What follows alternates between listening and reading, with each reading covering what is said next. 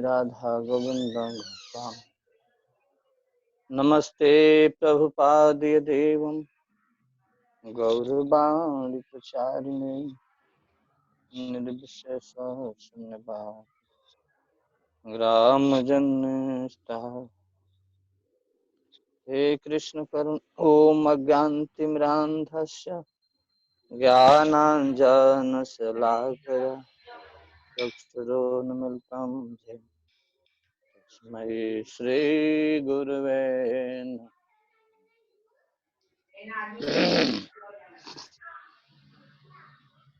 वन्देऽहं श्रीगुरोः श्रीयुतपदकमलं श्रीगुरुं वैष्णवांश्च श्रीरूपं साग्रजातं सहगण रघुनाथान्वितं साद्वैतं सावधूतं परिजनसहितं कृष्णचैतन्यदेवं श्रीराधा कृष्णपादान् सहगणं श्रीविशाखान्वितांश्च हे कृष्ण करुणा सिंधो दीनबंधो जगतपते गोपेश गोपिका कांत राधा कांत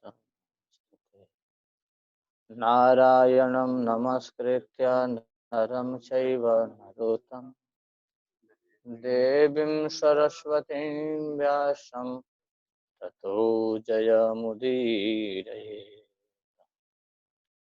नमो महावदनाय कृष्ण प्रेम प्रदायते कृष्णाय कृष्ण चैतन्य नाम्ने गौरकृष्ण वाञ्छाकल्पतरुभ्यश्च कृपा सिन्धुभ्यैव च पतितानां पावनेभ्यो वैष्णवेभ्यो जय श्री कृष्ण चैतन्य प्रभु नित्यानंद श्री अद्वैत गदाधर श्रीवासादि गौर हरे कृष्णा कृष्णा कृष्णा हरे हरे हरे राम राम राम हरे हरे। ओम नमो भगवते वासुदेवाय।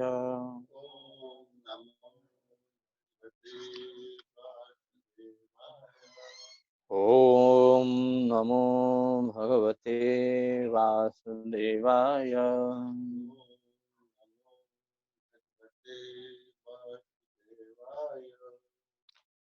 ओम नमो भगवते वासुदेव।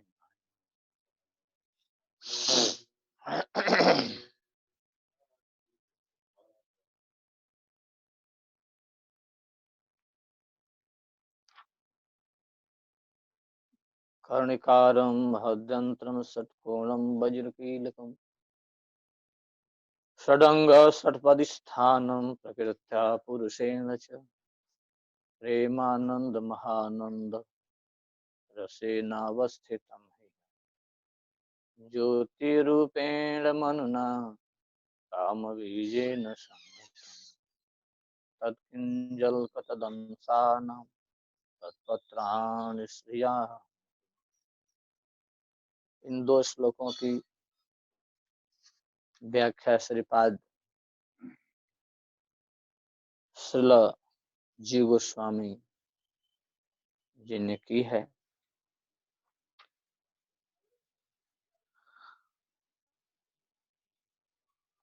उस चिन्मय कमल का मध्य भाग ही कणिकार है, अर्थात श्री कृष्ण का आवास स्थान है। वह प्रकृति और पुरुष के द्वारा अधिष्ठित 6 कोणमय यंत्र विशेष है।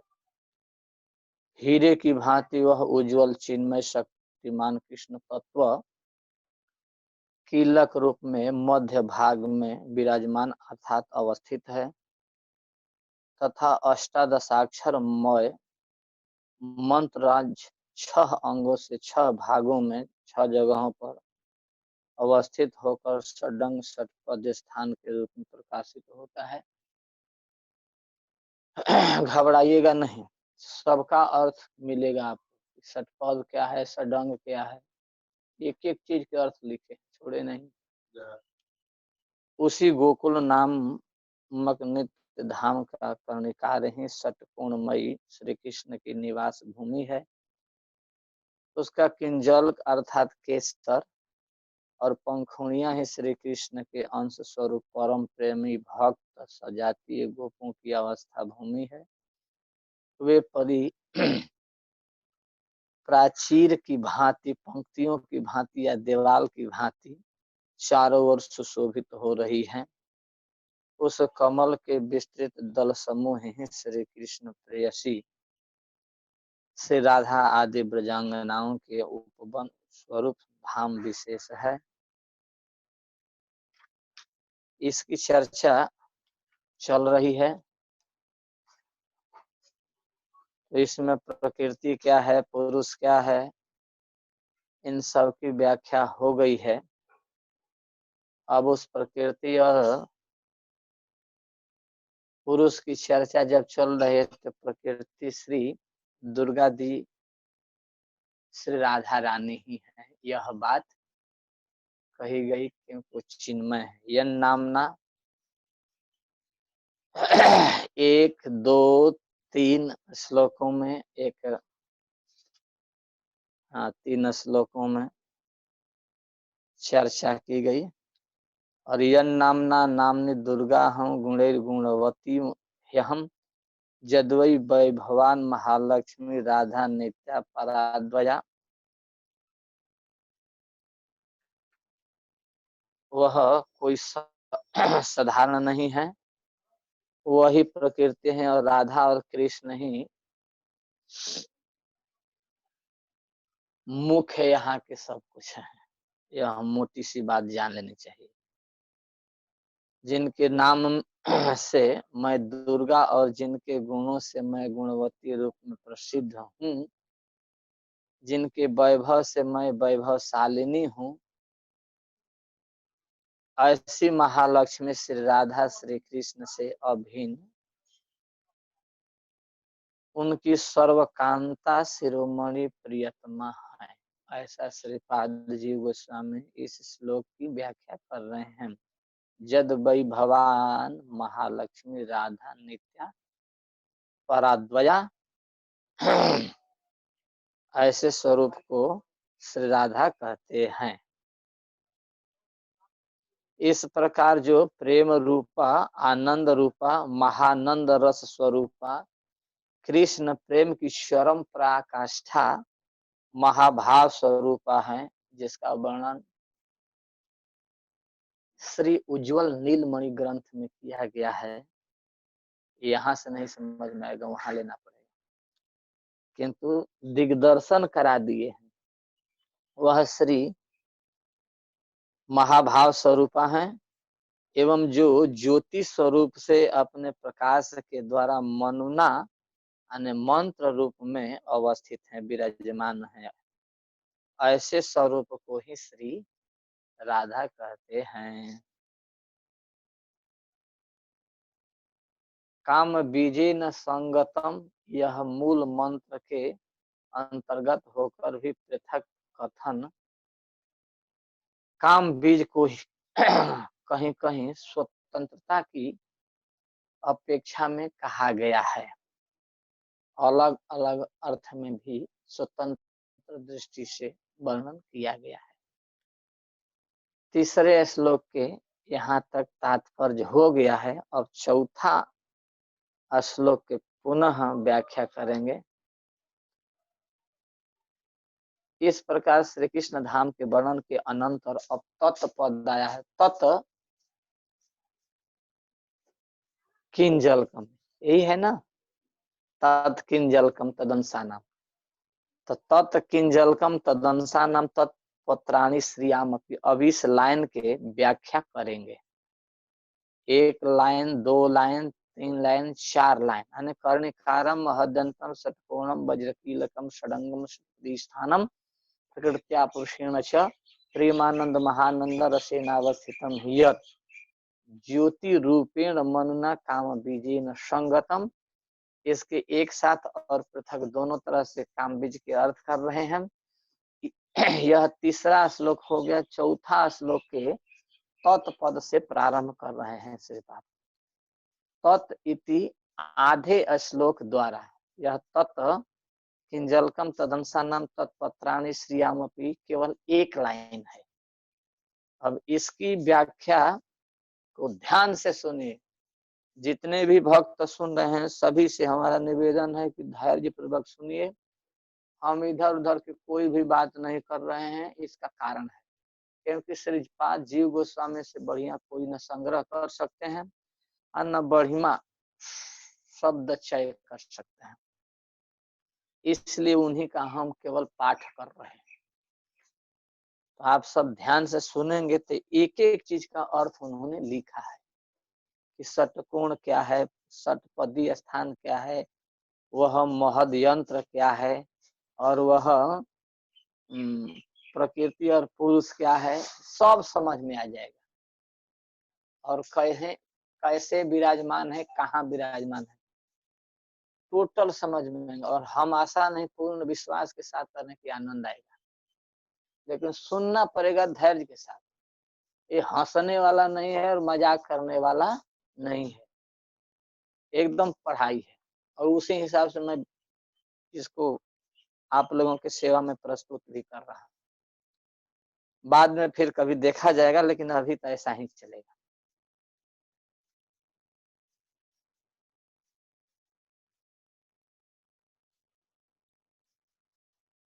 आधे श्लोक के द्वारा उसके आवरण का भी वर्णन करते हैं, क्योंकि बिना आवरण का तो कोई काम होता ही नहीं है।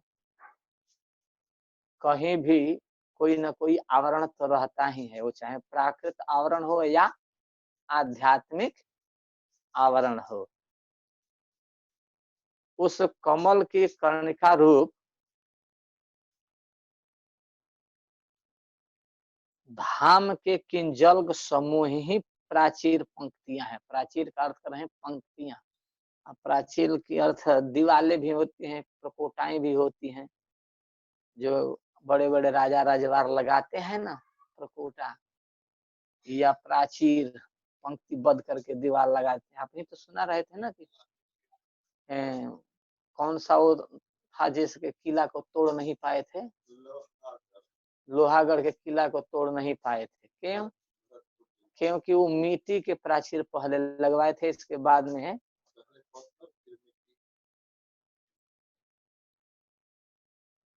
पहले पत्थर फिर मिट्टी। हाँ हाँ,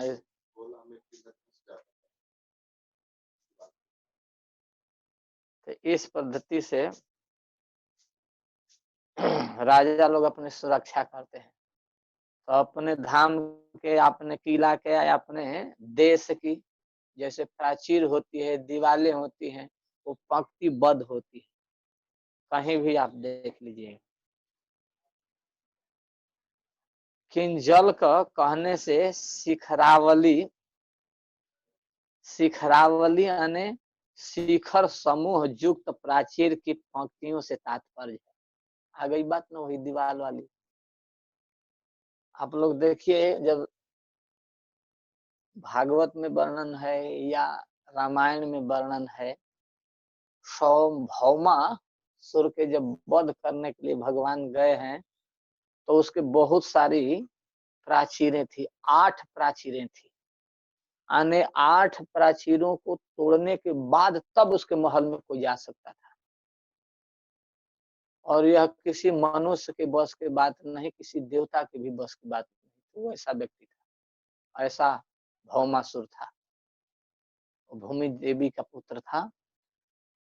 तो उन्होंने भगवान से ही वरदान मांगे थे कि इस पृथ्वी का भार उतारिए।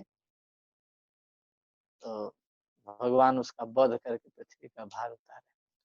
तो श्री गुरु महाराज वर्णन करते हुए कहे हैं, उस समय भागवत में वर्णन है जहाँ भौमासुर के वध की चर्चा है। तो पहले जल का था प्रकोटा प्राचीर, खाई खोदते हैं चारों तरफ से, और पानी रहता है उसमें भरा हुआ, और रात को उठा दिया जाता है, ढका नहीं जाता है, और उसमें जो कोई भी व्यक्ति जाएगा तो गिर जाएगा, उसमें से निकलेगा ही नहीं। और यदि जे न के न प्रकार न से उससे निकल गया, आगे पुनः जहर वाला प्रकोटा लगवाता है,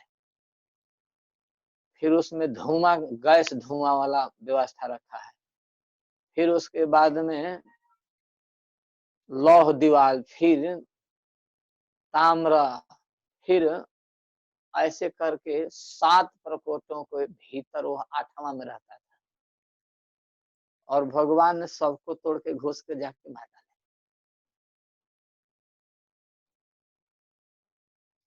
तो उसको प्राचीर कहते हैं, या दीवारें कहते हैं, या पंक्ति कहते हैं। एक पंक्ति के बाद दो, दो के बाद तीन, जैसे आप देखेंगे चक्रव्यूह कैसे पंक्तिबद्ध रहते हैं, उसको प्राचीर ही कहेंगे समझने के तौर पर।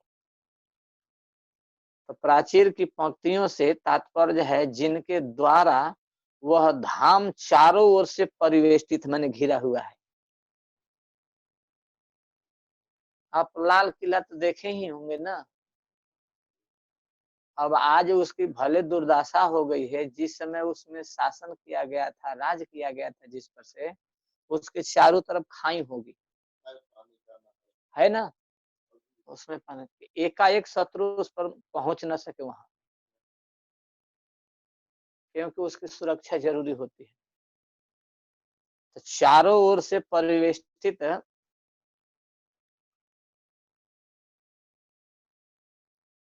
रहना जरूरी है किला को। तदंसा नाम, इसके द्वारा उन परम पुरुष श्री कृष्ण में गोप, तदंसा नाम का अर्थ है तत् अंशा नाम, अने उन श्री कृष्ण के अंश स्वरूपा, स्वरूप भूता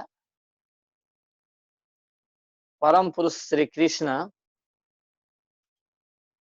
के धाम में कौन कौन रहते हैं उसका वर्णन कर रहे हैं कि तदंसा नाम माने इसके द्वारा, इस पद के द्वारा उन परम पुरुष श्री कृष्ण में गोप, जो गौओं को पालन करने वाले हैं, गोपी जो प्रेम की रक्षा करने वाली है, आदि परिकर रूप भक्त, और भी अंश आदि का भी बोध होता है, क्योंकि भगवान अकेले कभी नहीं रहते हैं। राजा कभी भी अकेले नहीं होता है, जहाँ राजा होता है वहां राजा के परिकर अवश्य होते हैं, ऐसा श्री गुरुदेव वर्णन कर रहे हैं।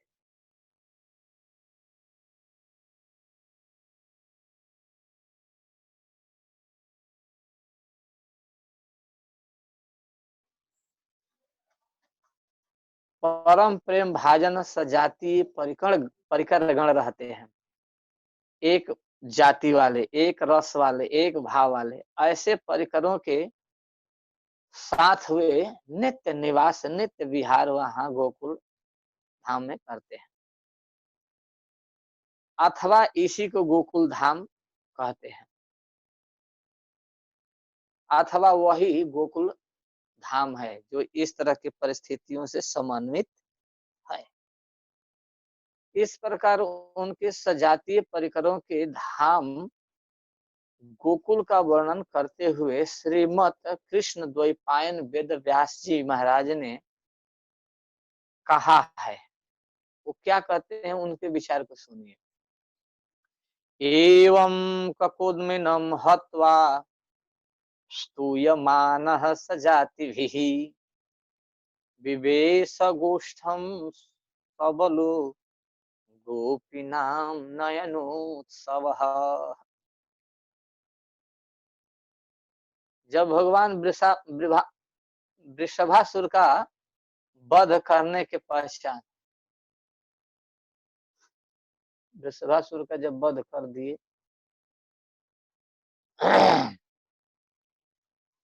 तो वृषभासुर बैल के रूप में था आया हुआ,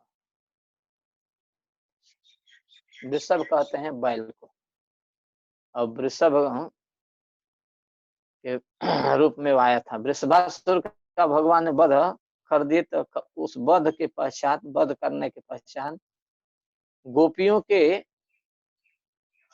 नयन में बहुत आनंद आया, यानी नयनोत्सव, गोपी नाम नयनोत्सव कहा गया। नयनानंद वर्धनकारी श्री कृष्ण ने बलदेव जी के साथ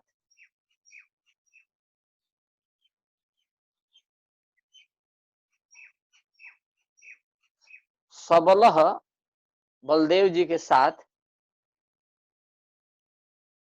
गोष्ठम विवेश, गोष्ठ में प्रवेश किया। उस समय गोप वृंद उनकी स्तव स्तुति द्वारा प्रशंसा करने लगे। वाह वाह कन्हैया वाह, क्या कमाल किया आपने, उसके सिंह को पकड़ा और कैसे उसको पीछे हटाकर आपने पछाड़ दी। जय हो कन्हैया की जय हो। इस तरह से प्रशंसा करने लगे। उस कमल की पंखुड़ियां उनकी प्रेयसी गोपियों श्री राधा आदि प्रियतमाओं के उपवन स्वरूप धाम समूह है। जो दल है ना, क्योंकि सहस्त्र पत्र कमलम गोकुलाख्यम महत पदम, तो उस गोकुल धाम की वर्णन चल रहा है। और उस गोकुल धाम में कैसा है गोकुल धाम, तो वह सहस्त्र दल कमल पंखुड़ी के समान है।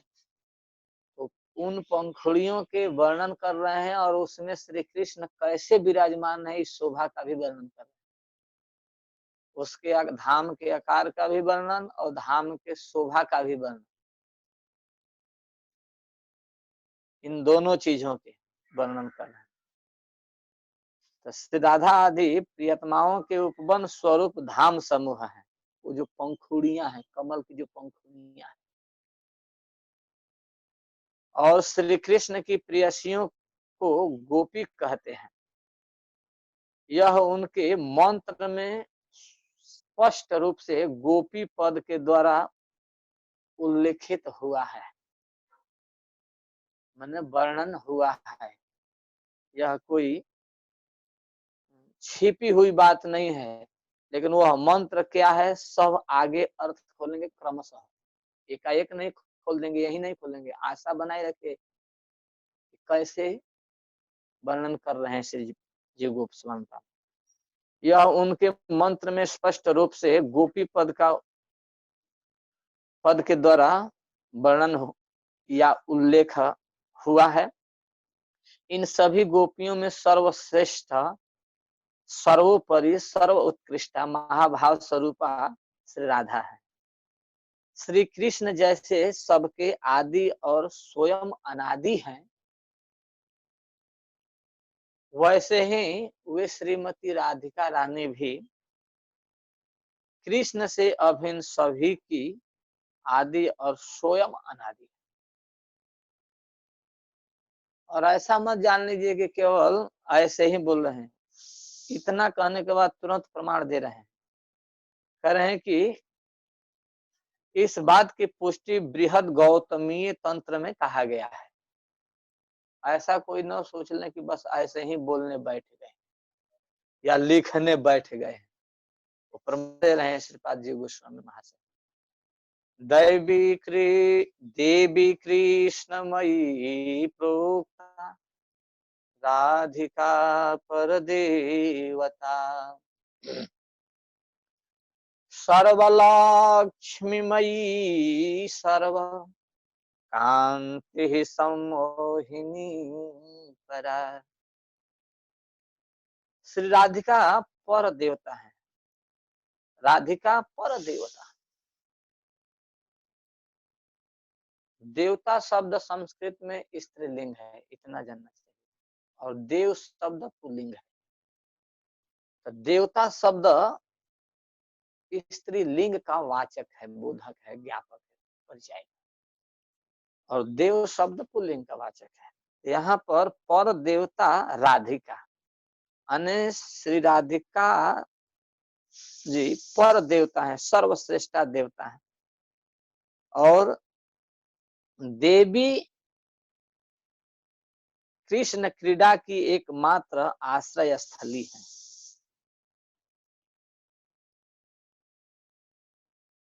अनेक श्री कृष्ण कोई भी क्रीड़ा करते हैं, जहां कहीं भी क्रीड़ा करते हैं, वहां श्री राधा रानी विराजमान है। या राधया स्वयं निर्मितम, यह धाम कोई दूसरा नहीं बनाया है, स्वयं राधा रानी के द्वारा बनाया हुआ है। वृषभानुपुर शतक में ऐसा लिखा है। तो जहां श्री कृष्ण क्रीड़ा करते हैं, उन कृष्ण क्रीड़ा के स्थली स्वरूपा श्रीमती राधा रानी है।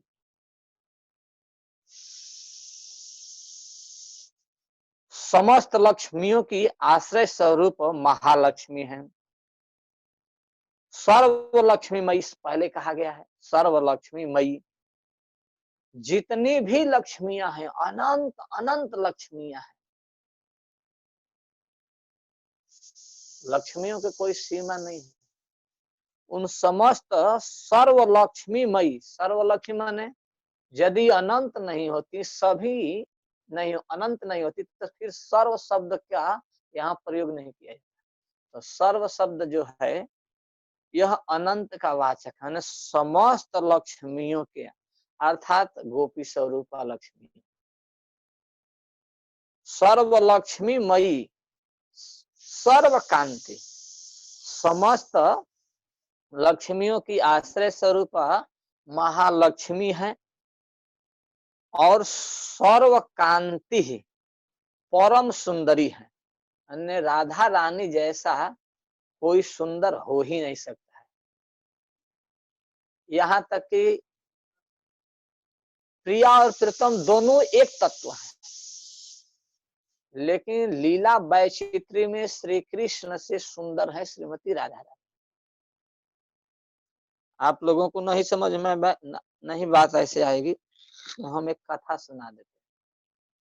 कथा कहेंगे तो इसी में फंस जाएंगे, लेकिन बात कहनी पड़ेगी तब समझ में आएगी वो कैसे सुंदर है। जब सर्वप्रथम मिलन हुआ है श्रीमती राधा रानी और श्री कृष्ण का, तो वह प्रेम सरोवर पर हुआ है। और प्रेम सरोवर पर श्री कृष्ण अपने निज धाम चिन्मय धाम नंद भवन से चल के सखान के साथ बछड़ों को नहीं चराते हुए खेलने के बहाने आए, और इधर से अपने सखी समूह के साथ वृषभान नंदिनी श्री किशोरी जी, श्री लाडली जी उत्तर साइड में पहुंचे, और दोनों का संपर्क हुआ प्रेम सरोवर पर।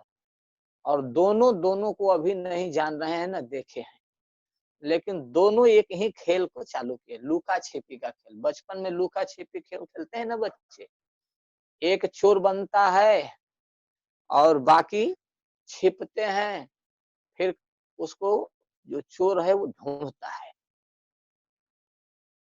और उसमें जो चोर होता है, जिसको देख लिया, छू लिया, आकर फिर उस स्थान पर बैठ गया, वो चोर हो गया, अब वो साह हो गया। तो इस तरह के लुका छिपी के खेल चल रहा था। उस खेल में खेलते खेलते इतने तन्मय हो गए कि समय का भान नहीं रहा, शाम हो गई। जैसे कथा में जब रस आने लगता है तो पता भी नहीं चलता है कि टाइम कितना हो गया।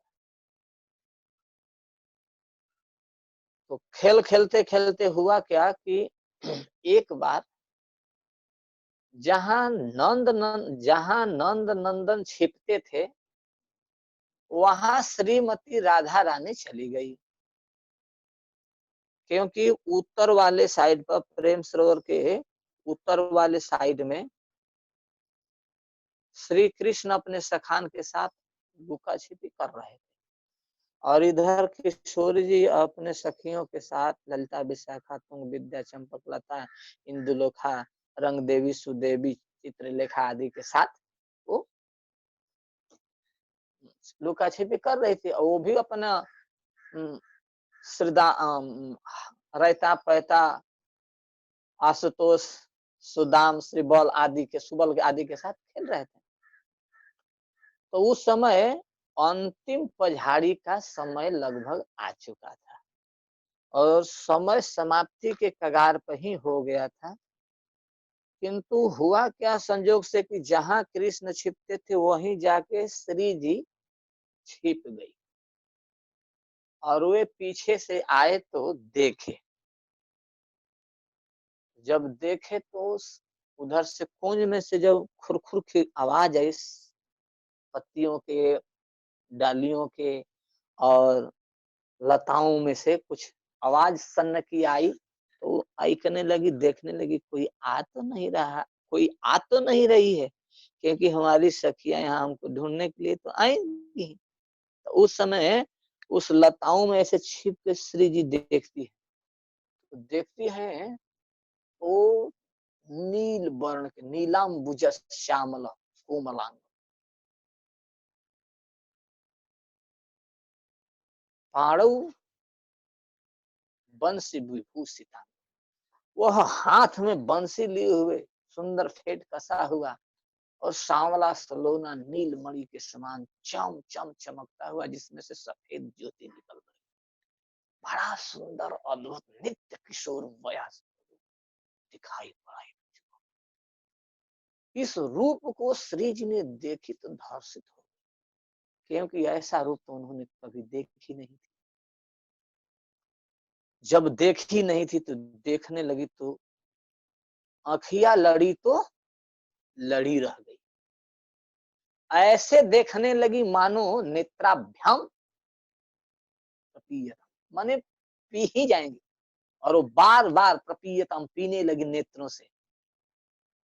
लेकिन उनका मौन और बुद्धि समझा रही करी, अरे पर पुरुष को देख रही हो तुम तो ठीक नहीं कर रही हो, क्योंकि इस पुरुष को तो कभी देखी नहीं हो, कभी से मिली नहीं हो, कभी से बात नहीं हुई है, ये तो नवीन पुरुष है। अरे नहीं नहीं, हम तो कुलीन हैं, कुलवती हैं, इसको नहीं देखनी चाहिए, ये बुद्धि कह रही है। और बुद्धि में बात चलने लगी, लेकिन नेत्र तो मान ही नहीं। अखिया बिन देखे नहीं माने, वो नेत्र तो देखने के लिए जो विवश हुआ अवश हुआ, आहा क्या कहा। श्री जी देखते हैं और अपने शुद्ध बुद्ध को भूलने लगी श्री जी, ऐसा सुंदर स्वरूप था। उस समय वह युवक नजदीक आ गया और देखते देखते श्री जी पूर्णतः विभोर हो गई। अब इनके पास अपना कुछ भी नहीं रह गया, लेकिन श्री जी की एक विशेषता थी कि अपने को संभाल ले, धैर्य के साथ अपने को संभाल ले। अरे महाराज, श्री कृष्ण का सौंदर्य कोई सामान्य सौंदर्य नहीं, कोई भी व्यक्ति देख ले पागल हो जाएगा। बिन देखे चैन न परत, दिनवा चैन नहीं रतियो, निदियो न रात में। मनमोजी जी ने गाया है कि दिनवा चयन नहीं निदियो न रात में। एक बार जो देख लेता है उसकी यह स्थिति हो जाती है, वो छोड़ना नहीं चाहता है। और जो नित्य जिनके साथ रहा होगा उनका क्या होता होगा। प्रथम मिलन में यह दशा हो गई, प्रथम मिलन में, प्रथम दृष्टिपात में, प्रथम दर्शन में। लेकिन श्री जी ने अपने को रोक ली, संभाल ली। लेकिन श्याम सुंदर की क्या स्थिति हुई अब ये भी सुन लीजिए। अभी तो श्याम सुंदर के रूप, वो श्याम सुंदर का रूप है कि कामदेव भी देखकर मोहित हो गया था, रति ने टांग कर ले गई, पता है ना रास पंचाध्याय में।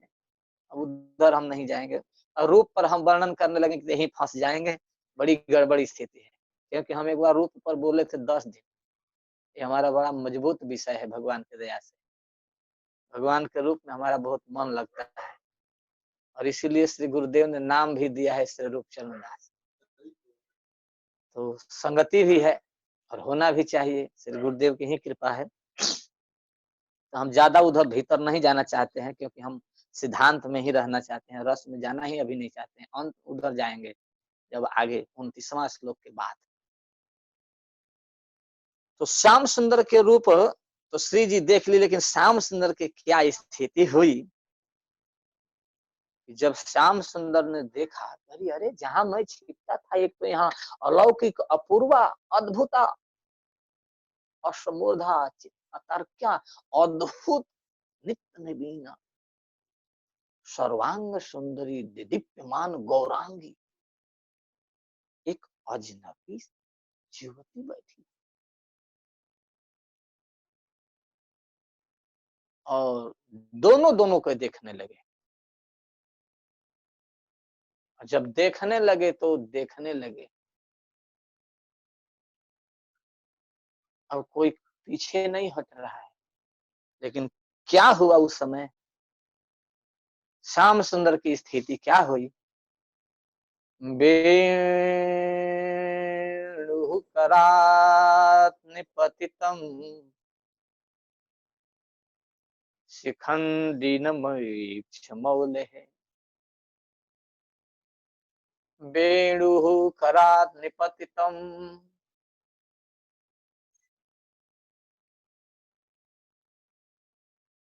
शिखण्डिन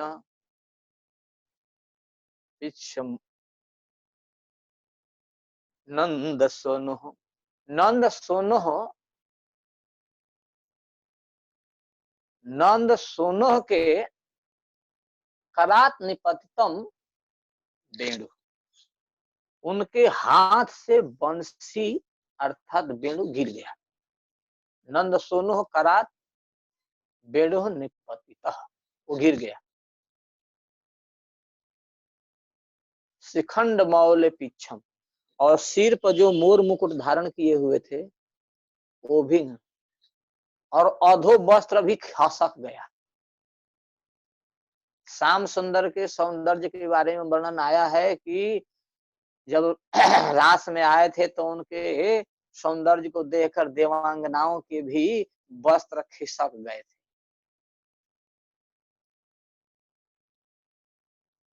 जुगल गीत में वर्णन है, देख लीजिएगा। लेकिन श्याम सुंदर की क्या स्थिति है ये भी तो जानना चाहिए ना। राधा सुधानता में, राधा सुधा निधि में वर्णन 34वां या 35वां नामक श्लोक है, देख लेना। उनके हाथ से बंसी भी गिर गई, वेणु भी गिर गया, और शेख पीछ मोर मुकुट धारण किए थे वो भी गिर गया। पटका किधर गई, अब शुद्ध बुद्ध रहा नहीं, सब जो कमर में कसे हुए थे पीताम्बर वो भी खसक गई, ढीली हो गई। अधो वस्त्र भी उनका खसक गया। ये है श्री जी के सौंदर्य का महत्व। उतना ही नहीं, इन सारे के बाद में श्री कृष्ण स्वयं मूर्छित होकर बेहोश होकर गिर गए। ये अंतिम बात है। तो अब इससे मिलाइए कि श्रीमती राधा रानी का सौंदर्य कैसा हो सकता है। हमको केवल इतना ही पॉइंट करना, जब भी हम इसको 3 घंटा पहले बोल चुके हैं, लेकिन आज हम नहीं बोलेंगे, केवल इतना दिखाना चाहते हैं कि श्री जी का सौंदर्य कैसा है।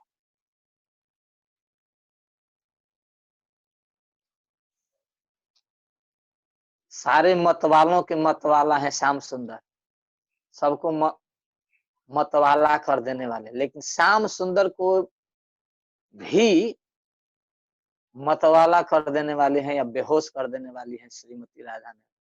राधा मदन मोहन मोहिनी नाम है एक श्रीमती राधा रानी का। तो यहाँ सम्मोहिनी परा, श्रीमती राधा रानी सर्वकांति तो है, सबसे सुंदर है, न उनके समान कोई इस लोक में है न परलोक में है, यहाँ तक कि कृष्ण भी नहीं है। भाई कोई मैं इसमें बनावटी बात नहीं बोल रहा हूँ, मैं शास्त्र का विचार बोल रहा हूँ। और किसी को हमारी बात न सुनने में अच्छी लगे तो मुझे क्षमा कर देंगे, क्योंकि मैं आचार्यों के वचन को पढ़ रहा हूँ। और एक बार हमने प्रश्न भी किया था बाबा श्री से, जिनसे मैं व्याकरण पढ़ रहा था, तो उनसे प्रश्न किया कि बाबा एक मेरे मन में जिज्ञासा है। तो पूछे कि बोलो। रूम में मैं पूछा था, समाज में नहीं पूछा था। मैं जानता था कि हमारा प्रश्न गड़बड़ है, तो एकांत में जान लो। तो मैं कहा कि आप श्री जी का वर्णन करते हैं और लाल जी का वर्णन करते हैं, तो मुझे बहुत अच्छा लगता है। लेकिन कब तक अच्छा लगता है? जब तक दोनों को समान रखते हैं तब तक तो हमको बहुत अच्छा लगता है। लेकिन जब श्री जी के, राधा रानी के सौंदर्य का, माधुर्य का वैशिष्ट अधिक उत्कर्ष कहने लगते हैं, या उनके सौंदर्य माधुर्य वैशिष्ट को, उत्कर्षता को विशेष रूप से कहने लगते हैं, अर्थात कृष्ण से भी बढ़कर है, ऐसा कहते हैं, तो मुझको यह बात नहीं पचती है, नहीं समझ में आती है। तो यह मैं जानना चाहता हूं, यह क्या है? तो बाबा जानते हैं क्या कहे हमसे, मैं सुना देता हूँ। कहे कि मैं तुमसे आशा नहीं किया था कि तुम ऐसा प्रश्न करोगे, लेकिन अच्छी बात है कि तुम्हारे मन में जो बात आई, तुमने मुझसे निसंकोच कहा, इसलिए तुम धन्यवाद के पात्र हो। जाओ, इतना ही विश्वास करो कि तुम राधा रानी की कृपा से समझ जाओ, और इतना ही आंख मूंद कर मानो कि राधा रानी के विशिष्टता विशिष्टता श्री कृष्ण से ज्यादा है। आंख मूंद कर इसको मानो, राधा रानी की कृपा से तुम समझ जाओगे। बाबा हमको ऐसा बोले, क्योंकि इतना ही कहे कि लीला वैचित्री में यही शास्त्रों का विचार है, सभी आचार्यों का एक मत है, जाओ समझ जाओगे। मैं कहा ठीक है बाबा, मेरे मन में कोई खटक नहीं, मैं समझ गया। और वास्तव में मैं बाबा की कृपा से कह रहा हूँ, उन महापुरुष की कृपा से कह रहा हूँ, मुझे समझ में आता है कि राधा रानी राधा रानी, बोल राधा रानी की। यद्यपि एक तत्व है, परम तत्व है कृष्ण, इसमें कोई शंका नहीं, लेकिन जहां लीला वैचित्री की बात आती है, श्रीमती राधा रानी राधा रानी, किशोरी जी किशोरी जी, उनके सामने तो सबको, उनके द्वार पर तो सबको जाके ढोक देना ही पड़ेगा, सबको साकर हिलानी ही पड़ेगी। इसीलिए सम्मोहिनी परा, परम सुंदरी है कृष्ण, जिनके बाहर भीतर है, जो जो सदैव कृष्ण में तन्मय रहती है। समस्त सौंदर्यों के मूर्तिमान श्रीमती राधा रानी है, अनेक कृष्ण मन मोहिनी है श्रीमती राधा रानी, सम्मोहिनी, राधा मदन मोहन मोहिनी। ललित किशोर जी ने ये शब्द दिया है। ललित किशोर जी बहुत एक रसिक महापुरुष हुए हैं हरिदास संप्रदाय के। हम लोग तो बस एक ग्रंथ पढ़ लेते हैं, सुन लेते हैं, तो सोचते हैं कि बस इसी में सब कुछ है। लेकिन हमको तो बचपन से बहुत संतों का संग मिला है, भगवान की कृपा से और गुरु महाराज की कृपा से, क्योंकि हम अपने गुरुदेव के इतने ऋणी हैं कि मैं तो क्या बताऊं। हम उन्हीं की कृपा से पढ़े भी और उन्हीं की कृपा से रस भी ले रहे हैं। आप लोग पूछ सकते हैं भैया श्री तो अब नहीं है, लेकिन श्री वृंदावन चंद्रदास गोस्वामी महाराज हैं, और महाराज जी के बड़े भाई श्री ब्रजेश दास जी हैं, जो वृंदावन में है। हमको पढ़ने की जब इच्छा हुई महाराज के कहने से और भैया की इच्छा से कहने से, तो पढ़ने हमको नहीं भेजते थे इसलिए कि बिगड़ जाएगा, छोटा सा लड़का है, फिर दूसरे संप्रदाय में चला जाएगा, इसलिए पढ़ने के लिए मना करते थे, नहीं जाने देते। जैसे आज हमारे इस्कान में भी बहुत भक्तों को रोका जाता है, तो उनसे मत सुनो, वहां मत जाओ, वहां मत जाओ। ये आप लोग भी जानते हैं, मैं भी जानता, क्योंकि 35 साल बीत गया हमारा, एक दो दिन के थोड़े खिलवाड़ देखा हूँ, 35 साल के अनुभव बोल रहा हूँ। किंतु महाराज जी से पैरवी किए ब्रजेश तनय दास, श्री ब्रजेश तनय दास जी, जो महाराज जी से भी बड़े हैं, आज के डेट में वो 80 साल के हैं। तो वो कहे कि रूप चरण पढ़ल चाहता न और का आज्ञा बा।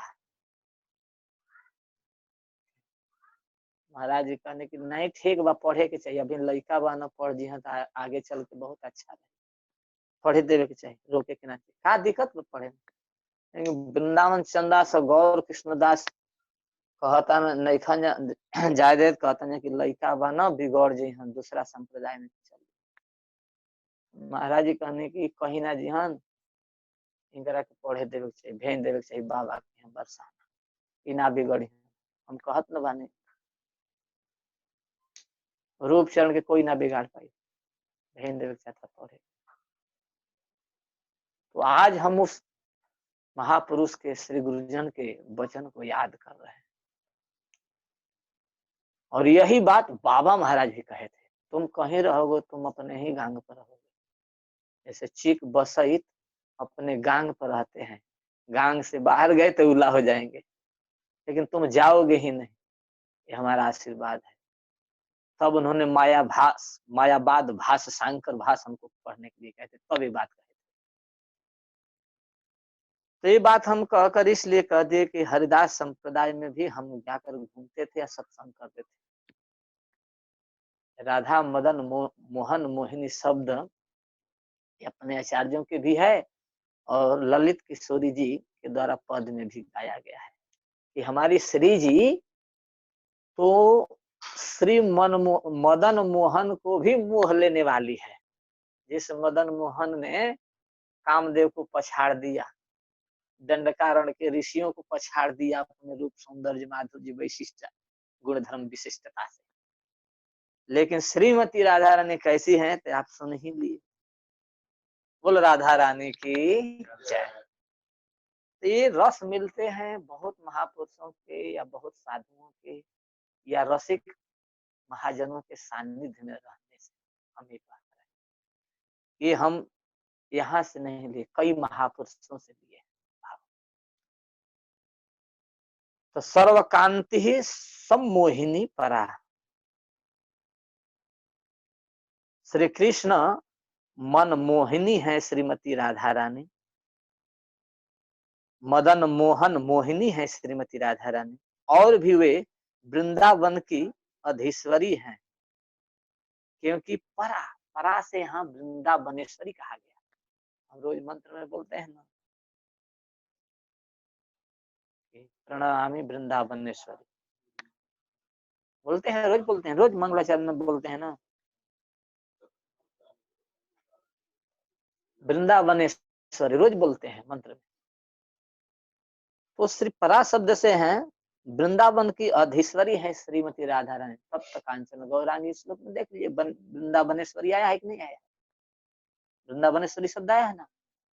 तो परा का और वृंदावनेश्वरी का एक ही अर्थ है। वृंदावन की अधीश्वरी है श्रीमती राधा रानी, जैसे मत्स्य पुराण में कहा गया है, और वही श्रीमती राधा रानी अनेक जगहों पर अनेक रूपों से विराजमान होती है। वाराणस्याम विशालाक्षी विमला पुरुषोत्तमे, रुक्मिणी तु द्वारवत्यां राधा वृंदावने बने। वाराणसी में विशालाक्षी के नाम से श्रीमती राधा रानी प्रसिद्ध है। पुरुषोत्तम क्षेत्र में यानी जगन्नाथपुरी में विमला देवी के नाम से विभूषित होकर विराजमान है श्रीमती राधा रानी। आप भी जगन्नाथ मंदिर में आप जाएंगे तो देखिएगा विमला देवी का मंदिर है कि नहीं है? है ना? तो राधा रानी का है, लेकिन सब लोग स्वरूप जानते नहीं है।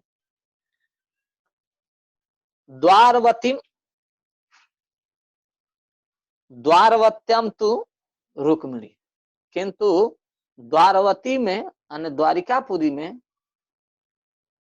वे रुक्मिणी जी के नाम से प्रसिद्ध है, और वृंदावन में श्री राधा नाम से विराज। इस प्रकार ऋक वेद के परिशिष्ट में भी कहा गया है। गौतमी तंत्र का विचार दिए, मत्स्य पुराण का विचार दिए, अब ऋग्वेद का उदाहरण दे रहे हैं श्रीपाद जी गोस्वामी। बिना प्रमाण के बोलेंगे ही नहीं।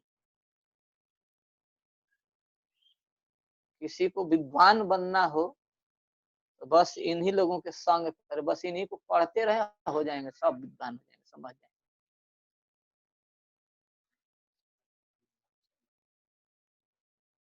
वाराणस्याम विशालाक्षी, विशालाक्षी विमला पुरुषोत्तम, रुक्मिणी तु द्वारवत्यम, राधा वृंदावने बने।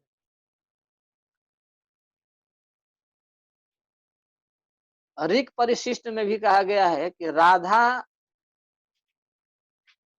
राधया माधवो देवो माधवी नैव राधिका विभ्राजन्ते जनिस्वा। राधा माधवो देव माधवे नैव राधिका विभ्राजन्ते जनिस्वा, अने राधा जी के साथ माधव और माधव के साथ श्री राधिका सुशोभित होती हैं, इसमें कोई आपत्ति नहीं, ऐसा विचार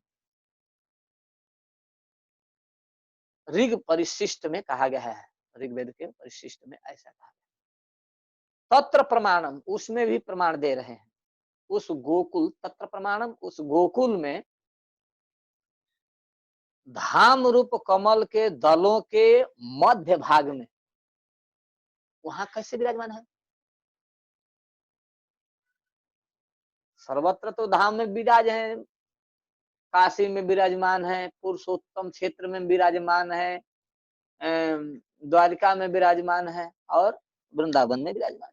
तो तत्र प्रमाणम माने उस गोकुलाख्य महत पद में कैसे विराजमान है, ये समझिए। उस गोकुल धाम रूप कमल के दलों के यानी पंखुड़ियों के भीतर मध्य भाग के संधि स्थल में जुड़े होते हैं। जैसे पंखुड़ियां होती है ना, इधर पंखुड़ी, इधर पंखुड़ी, इधर पंखुड़ी, इधर पंखुड़ी, चारों तरफ पंखुड़ी रहती, लेकिन उस पंखुड़ियों के एक भाग तो बाहर को रहता है और एक भाग जड़ से सटा हुआ होता है ना, होता है ना, होता है क्या? तो मान ले जैसे अंगुली का संबंध है तलहथी से, है कि नहीं, एक कमल बन गया, लो देखो कमल बन गया ना, तो इनका सबका संयोग कहाँ से, मूल से है, हाथ के मूल से है, तलहथी के मूल से है। ऊपर वाला भाग तो खुला है, लेकिन नीचे वाला भाग हाथ के तलहथी से जुड़ा हुआ है।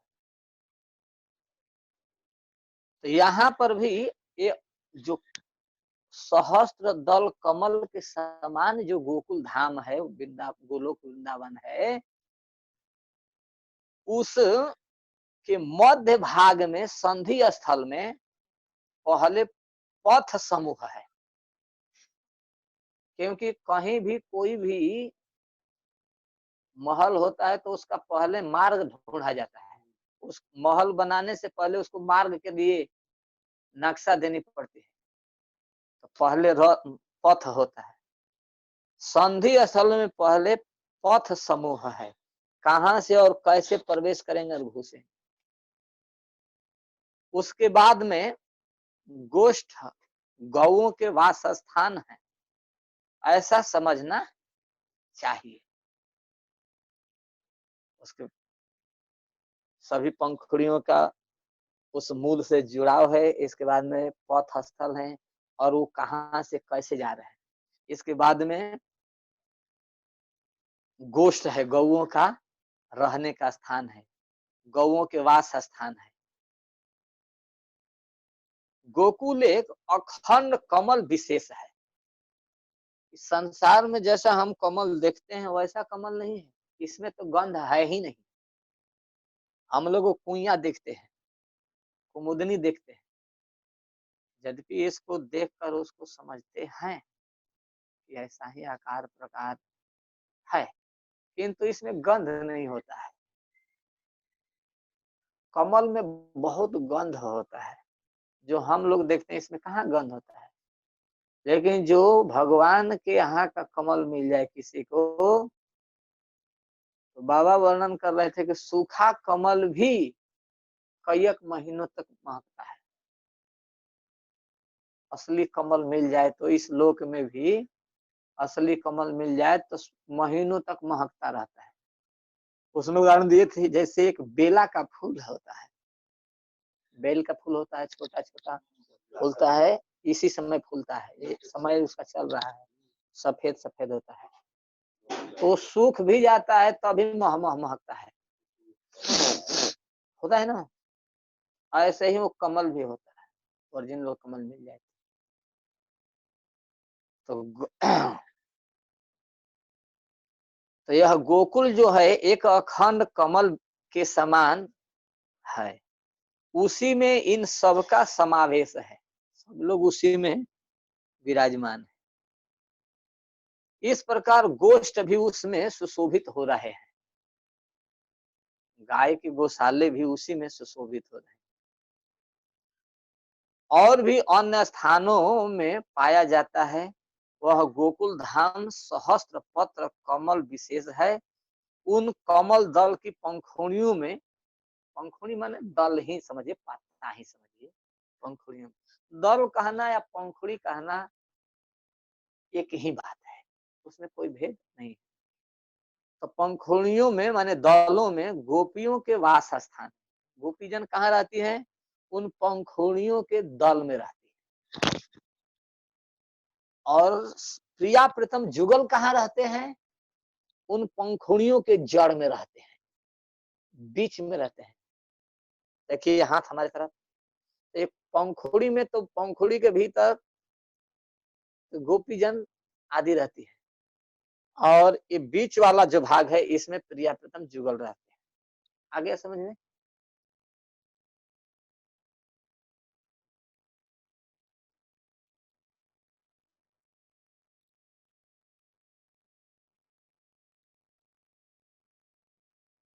चारों ओर असंख्य गायों के वास स्थान है, अथवा वासस्थल, वास स्थान या गोष्ठ कह लीजिए या गौशाला कह लीजिए, अपनी भाषा में गौशाला सबसे बढ़िया है।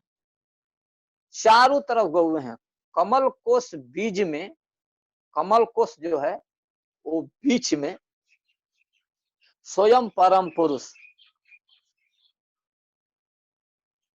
ब्रजेंद्र नंदन, जसोदा नंदन श्री कृष्ण अपनी अखिल कांताओं के साथ विराजित है कमल के बीच में। उनका मैं भजन करता हूं ऐसा ब्रह्मा जी कह रहे हैं। लोग कहते हैं कि ब्रह्मा जी तो खाली मैनेजमेंट करने वाले हैं, सो बात नहीं है। इसको पढ़ने से पता चलता है कि उनकी गहराई कितनी है। वो हमारे आजकल के व्यवस्थापकों जैसा नहीं है कि वो बहाना मारने मीटिंग करते रहें, मीटिंग के नाम पर बहाना मारने और कथा न सुने, भागवत न पढ़ें, कीर्तन न करें। वे गुह्य से गुह्य तत्वों पर विचार करते हैं और ऐसे श्री कृष्ण के स्वरूप का दर्शन करते हुए उनका स्मरण कीर्तन भजन करते हैं। वे स्वयं कहना कि हम ऐसे कृष्ण का भजन करते हैं, कोई ऑर्डिनरी पर्सन का हम भजन नहीं करते। यहाँ गो संख्य ही पद आया है। टीका में लिखते हैं श्रीपाद जी गोस्वामी महाशय, ये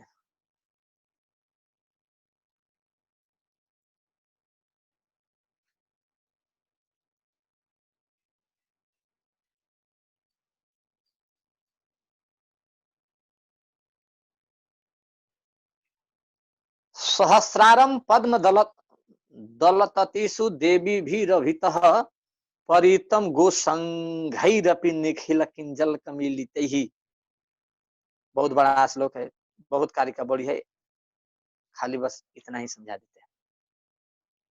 तो यहाँ गो संघई शब्द आया है मूल में, लेकिन होना चाहिए गो संख्य, किंतु इसमें कोई भेद नहीं है, दोनों एक ही चीज है। यहाँ गो संख्य ही ऐसा पाठ होना ठीक है, इसमें कोई आपत्ति नहीं है। इस श्लोक में गोसंख्य शब्द से गोप समुदाय का बोध होता है, ज्ञान होता है, क्योंकि अमर कोश में गो शब्द के कईक अर्थ बतलाए गए हैं। गोपा, गोपाला, गोसंख्य, गोधु, गाभीर, वल्लभा, यानी इन 6 अर्थों को कहा गया है। बहुत से अर्थों का वर्णन हुआ है।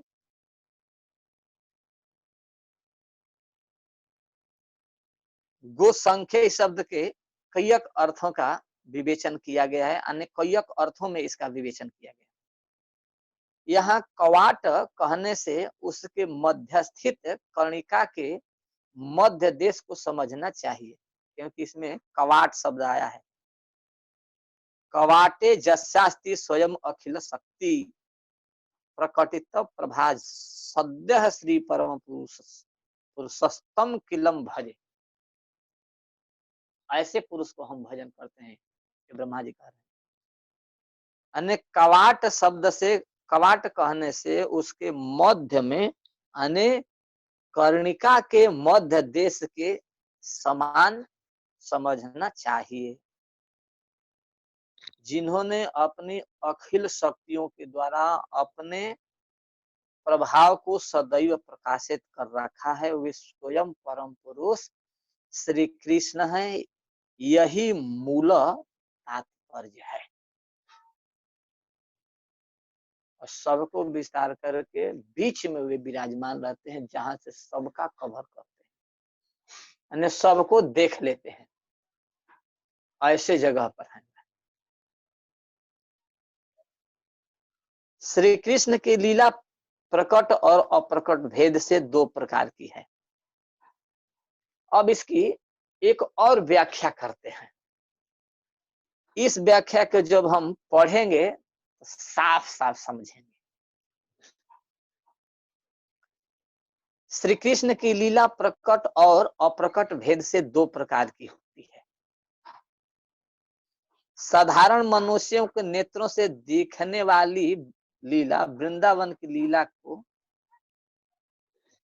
समझना चाहिए, या वृंदावन की लीला को प्रकट कृष्ण लीला कहते हैं, ऐसा समझना चाहिए।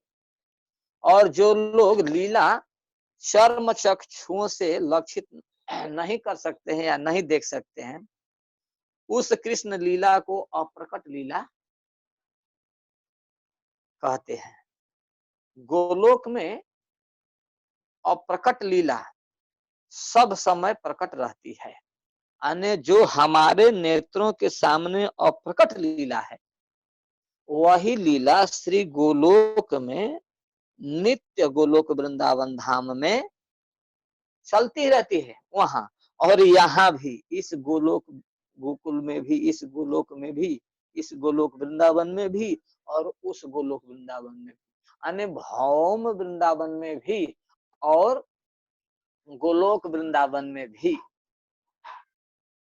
वैभव वृंदावन में भी, ऐश्वर्य वृंदावन में भी नित्य लीला चलती है, लेकिन उसको अप्रकट लीला कहते हैं।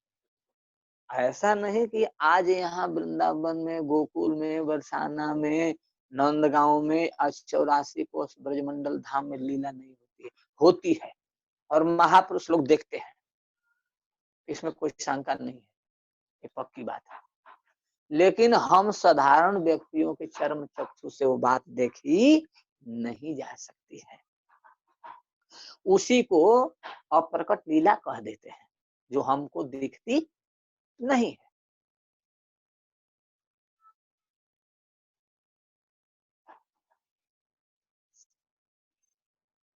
तो गोलोक में अप्रकट लीला सब समय प्रकट ही रहती है, और श्री कृष्ण की इच्छा होने पर जब वह अप्रकट लीला गोकुल में इन प्रापंचिक नेत्रों से गोचर होती है, तब उसे प्रकट लीला कहा जाता है। कृष्ण संदर्भ में श्रीपाद जीव गोस्वामी लिखते हैं कि अप्रकट लीलातः प्रसूति प्रकट लीलायाम अभिव्यक्ति, अर्थात अप्रकट लीला की अभिव्यक्ति ही प्रकट लीला है। अप्रकट लीलातः पंचमी, अप्रकट लीला से ही प्रसूति ही माने प्रकट होती है। क्या? प्रकट लीला याम अभिव्यक्ति, अप्रकट लीला से ही प्रकट लीला की अभिव्यक्ति होती है, ऐसा कृष्ण संदर्भ में श्रीपाद जीव गोस्वामी कहते हैं। कृष्ण संदर्भ में और भी बातें कही गई हैं, जो कि यहाँ वर्णन कर रहे हैं। श्री वृंदावनस्य प्रकाश विशेषो गोलोकत्वम तत्र प्रापंचिक लोक प्रकट लीलावकाशत्वेन अवभासमानम प्रकाशो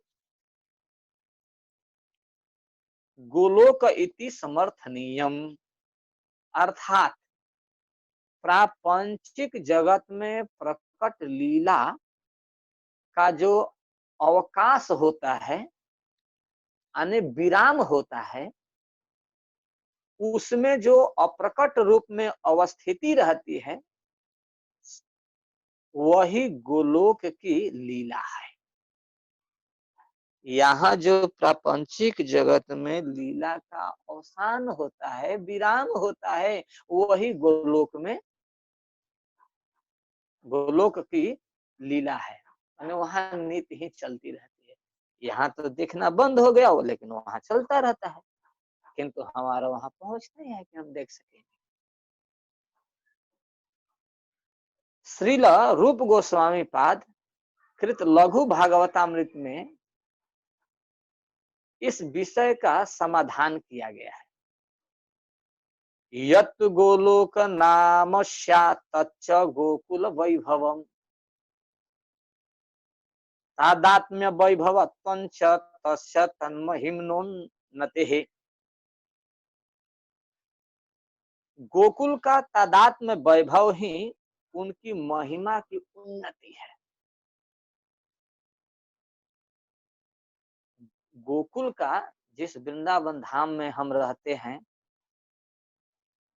उस गोकुल का तादात्म्य वैभव ही उनकी महिमा की उन्नति है, चरम शिखर है उस धाम की। अतएव गोलोक गोकुल का वैभव मात्र है। गोलोक जो नित्य धाम के नाम से जाना जाता है, वह गोकुल का वैभव मात्र है। वैभव माने ऐश्वर्य समझिए।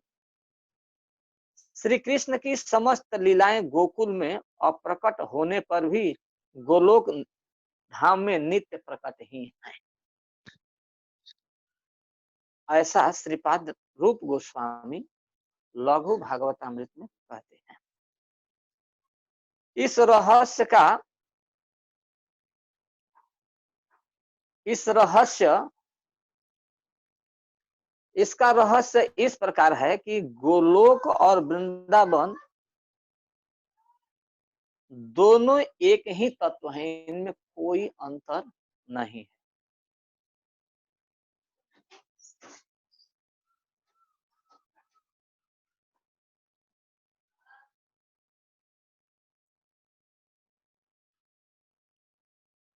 दोनों में कोई भेद है ही नहीं, एक ऊपर में है और एक नीचे में है।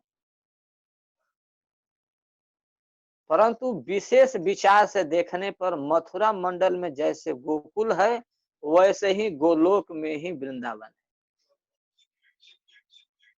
जैसे मथुरा मंडल में हम देखते हैं ना कि वृंदावन है, गोकुल है, गोकुल और वृंदावन एक ही तत्व है, कभी गोकुल कहेंगे कभी वृंदावन कहेंगे, लेकिन बात एक ही है।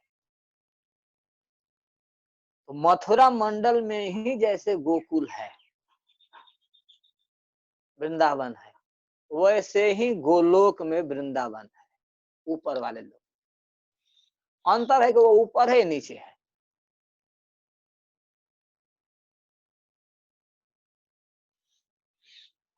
तब गोलोक वृंदावन का वही प्रकाश मात्र माना जाता है। दोनों में लीला की दृष्टि से एकत्व है, जो लीला वहां है वही लीला यहाँ भी होती है। जैसे चिन्मयता वहां है वैसे ही चिन्मयता यहाँ भी है, लेकिन भेद भी है। भेद केवल प्रकट और अप्रकट लीला में देखा जाता है, यही भेद। और गोलोक में श्री कृष्ण की लीला नित्य प्रकट है, परंतु भेद की दृष्टि से देखने पर केवल गोलोक की लीला ऐश्वर्य भाव संयुक्त है, और वृंदावन की लीला यानी गोकुल की लीला, भौम वृंदावन की लीला विशुद्ध माधुर्य युक्त लीला है, यह इसकी विशिष्टता है। इसीलिए गोलोक को गोकुल का वैभव कहा गया है। जो गोकुल लोक है, गोलोक वृंदावन है, तो उस गोलोक को गोकुल का वैभव कहा गया, वो वैभव है। उस गोकुल के वैभव रूप गोलोक में बद्ध जीव के विषय में अप्रकट लीला की जो प्रकटता है, अर्थात साधक जीव उस लीला की जो साधना करते हैं, वह दो प्रकार के होती है। एक मंत्रोपासनामयी और दूसरी स्वारस की उपासना। अब इन दोनों का भेद क्या है और कैसे है, समय तो खत्म हो गया।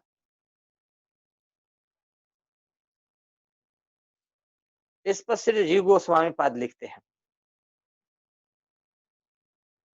एक मंत्रोपासनामयी और दूसरी स्वारस्य की उपासना। इन दोनों के भेदों को बतला रहे हैं, तो इसको हम कल पढ़ेंगे, आज नहीं, क्योंकि एक नया ढंग से समझाने का प्रयास करेंगे और ये बड़ा रोचक है और हम जल्दी जल्दी इसको कहना नहीं चाहते, क्योंकि हमको खुद इसमें मन लगता है। तो जल्दी जल्दी 15 मिनट में करना ठीक नहीं, मैं समझता हूँ, धीरे धीरे करें, ठीक है। तो स्वारस्य की और मंत्रोपासनामयी साधना के किस तरह से श्रीपाद जी गोस्वामी कह रहे हैं, कल सुनेंगे, ठीक। हरे कृष्ण। जगत गुरु श्रील प्रभुपाद की जय। श्री ब्रह्मा जी महाराज की जय। अनंत कोटि वैष्णव की जय। कोई प्रश्न?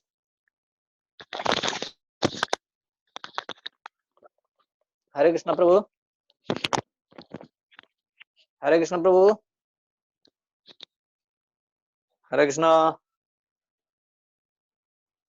फिर फोन पर चले गए थे क्या? हरे कृष्ण। नहीं पढ़ रहा है? हाँ ठीक। कोई प्रश्न है? ना ठीक है। सुने कि आज भी फोन पर चले गए थे। नहीं नहीं नहीं, मैं सुन रहा था। नहीं नहीं नहीं का मतलब हुआ कि नहीं सुन रहा था। नहीं, मैं था इधर ही, थोड़ा उधर गया था बस। ध्यान से सुनिए। जी जी जी। ये खिलवाड़ नहीं है, जीव गोस्वामी की लेखनी है और ब्रह्मा जी की स्तुति है और महाप्रभु के शयन है और हमारे गौड़ीय महापुरुषों की कमाई है। तो खाली 4 नियमों को ही सुनते रहेंगे तो वहीं तक सिमटे रह जाएंगे। इसको भी कभी कभी सुनना चाहिए। हाँ, ब्रह्मा जी की स्तुति है, तभी तो अपना स्तर पता चलेगा कि हम कहाँ खड़े हैं।